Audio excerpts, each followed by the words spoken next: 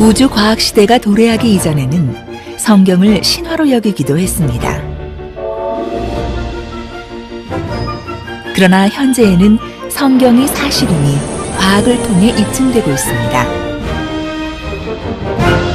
3500년 전 청동기 시대의 우주과는 사실과는 거리가 멀었습니다.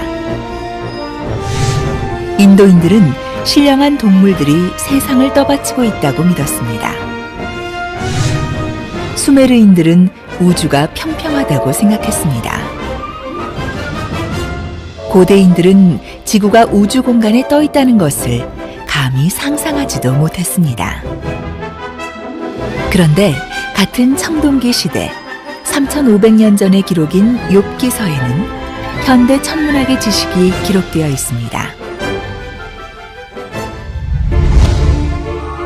땅을 공간에 다시며. 성경은 마치 인공위성에서 지구를 촬영한 것처럼 묘사하고 있습니다. 욥기서는 약 3500년 전, 즉 청동기 시대의 기록임이 밝혀진 책입니다. 그런데 청동기 시대의 기록인 욥기서에 놀랍게도 현대 천문학의 지식이 기록되어 있는 것입니다. 지구가 공간에 떠 있다는 사실이 현대인들에게는 당연한 과학 상식이지만 과연 청동기 시대의 고대인들에게도 상식이었을까요?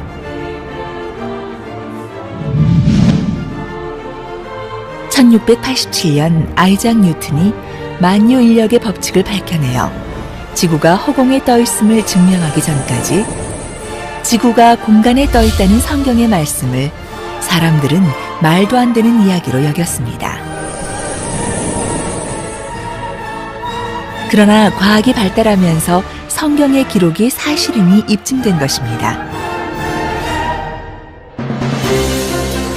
또한 성경은 이미 3000년 전에 태양이 공전하고 있다고 기록했습니다. 해는 그 방에서 나오는 신랑과 같고 그 길을 달리기를 기뻐하는 장사 같아서 하늘 이 끝에서 나와서 하늘 저 끝까지 운행하며. 그러나 인류는 20세기에 이르러서야 태양이 은하를 중심으로 공전한다는 사실을 발견했습니다.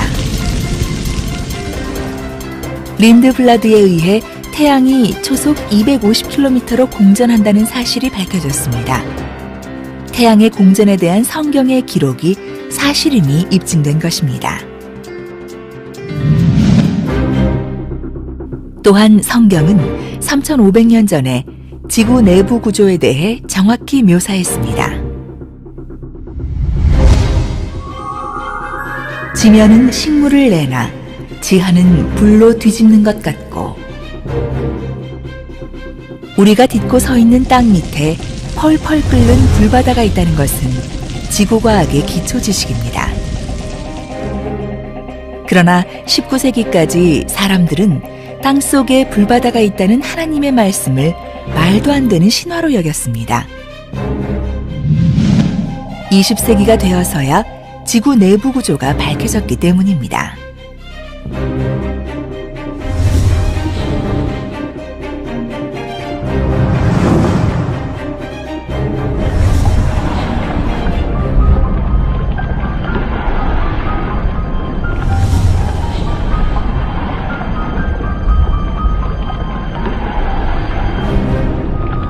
과학의 발달로 성경이 사실임이 밝혀진 것입니다.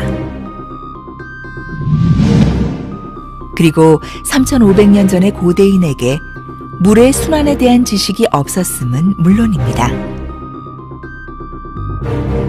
그러나 성경은 이미 3500년 전에 물의 순환에 대해 기록했습니다.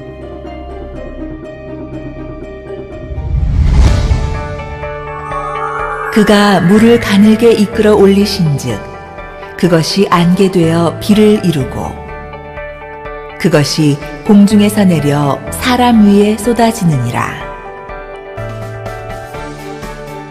물은 증발, 응결, 강수의 3단계를 거쳐 순환합니다. 바다나 강으로부터 매일 수백만 톤의 물이 태양열에 의해 증발되어 수증기가 됩니다.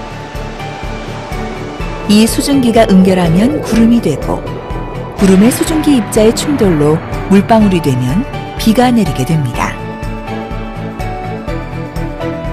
16세기에서 17세기가 되어서야 페라울트와 마리오테가 실험을 통해 물의 순환을 밝혔습니다. 성경의 기록이 사실이니 다시 한번 과학을 통해 밝혀졌습니다.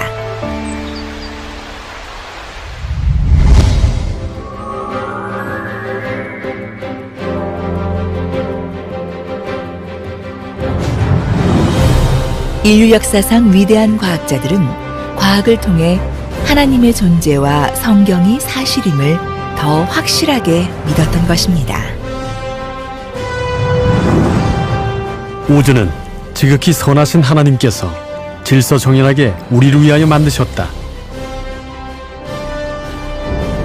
태양과 행성들 그리고 혜성의 아름다운 체계는 이지적이고 능력 있는 분의 계획과 주관 아래서만 가능하다. 그리고 그러한 사실 때문에 그분은 주 하나님으로 불린다. 과학의 발견이 신앙적인 시각에 맞는 우주를 드러내고 있다. 이처럼 성경은 비과학적이 아니라 현대과학을 앞서는 초과학의 세계가 기록되어 있는 책입니다. 전능하신 하나님께서는 성경과 과학을 통해 당신의 위대하심을 충분히 보여주셨다. 문제는 하나님의 부족함이 아니라 우리의 우둔함이다. 성경을 믿으셔야 합니다. 성경은 우리를 구원의 길로 인도하는 유일한 경전입니다.